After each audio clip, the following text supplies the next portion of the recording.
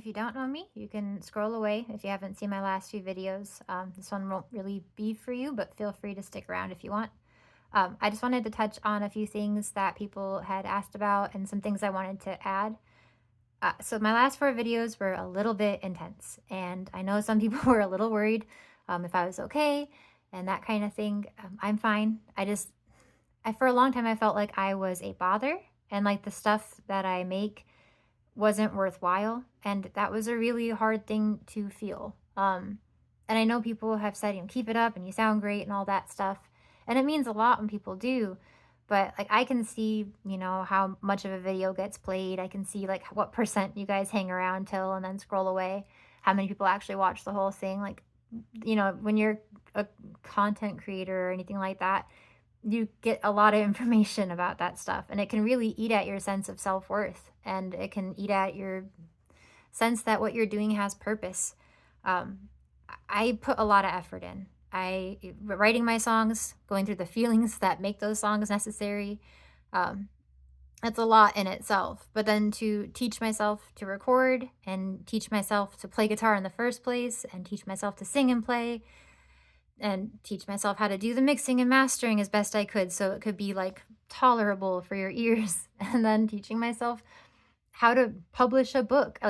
Just all these things that I do, it's a lot of effort. And so when it starts feeling like it's not worthwhile, it can make it really hard to find the energy for that effort. Even to make a video where I record my music and sing and, have myself on camera, there's so much effort, like doing my hair and makeup and the lighting and all of those things. One wrong note is all it takes, and I have to re record because that one wrong note will make people turn it off. And that sucks that it can't be as authentic as I want it to be, that it can't just be the raw first take of it like you would get on the street. And people can't just appreciate that the way that they do on the street.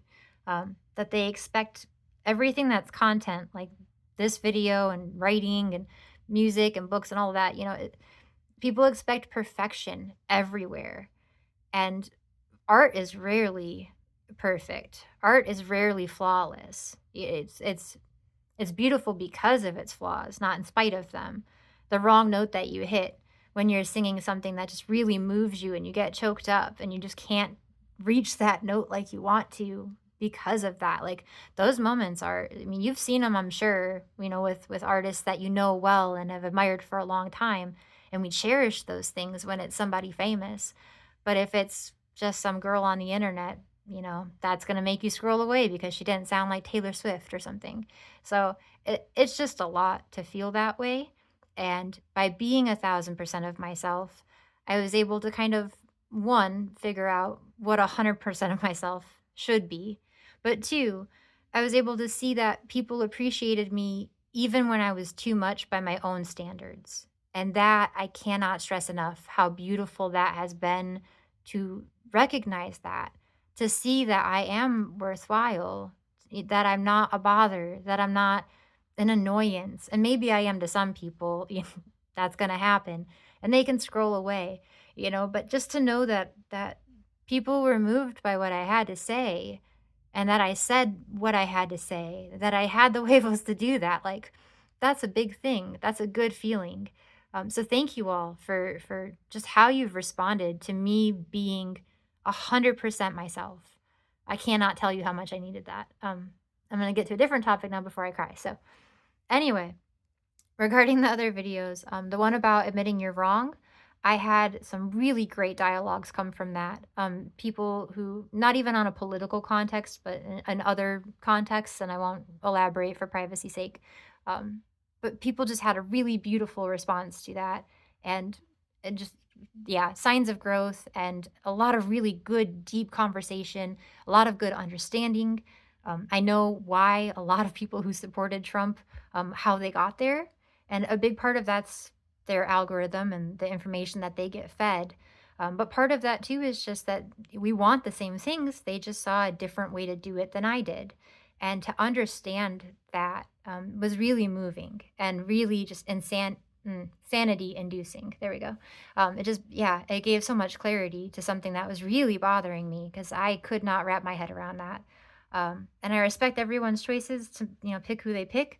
But yeah, just to understand is a beautiful thing. The last thing I wanted to touch on too, I don't intend to keep making videos of that type and of that intensity. Um, that was more so just something I needed to do for myself, to just put myself out in the world exactly as I am, and over the top version of that, a caricature of that, and to see if that was appreciated. So I knew that I was safe to be the 100% me that I'd like to be every day, and that no one's gonna act like I'm crazy for that, or like I'm wrong for that, or weird for the things that I think and believe, or that I'm naive for having so much hope. Um, yeah, it's just really nice. And I'll finish by saying, if you've seen the things that I've seen, the dark things and the light, um, if you've seen as much as I've seen and you still wake up with a smile, then you know there's no good reason not to have hope. I know some people are having a hard time finding it themselves right now, and some people are having a hard time finding joy right now, and having a hard time believing that things are going to get better for them when they just keep getting handed these bad moment after bad moment situations. But I promise from the bottom of my heart, I have seen some of the ugliest shit this world has to offer, pardon my French, but it gets better. And I can tell you that because, let's see, I'm 33 now, which means that I have had 17 more years here than I planned on. That's a freaking miracle. So, sorry. Yeah, it gets better. I promise you that. And I would have missed out on so much if I hadn't always found the hope to believe that.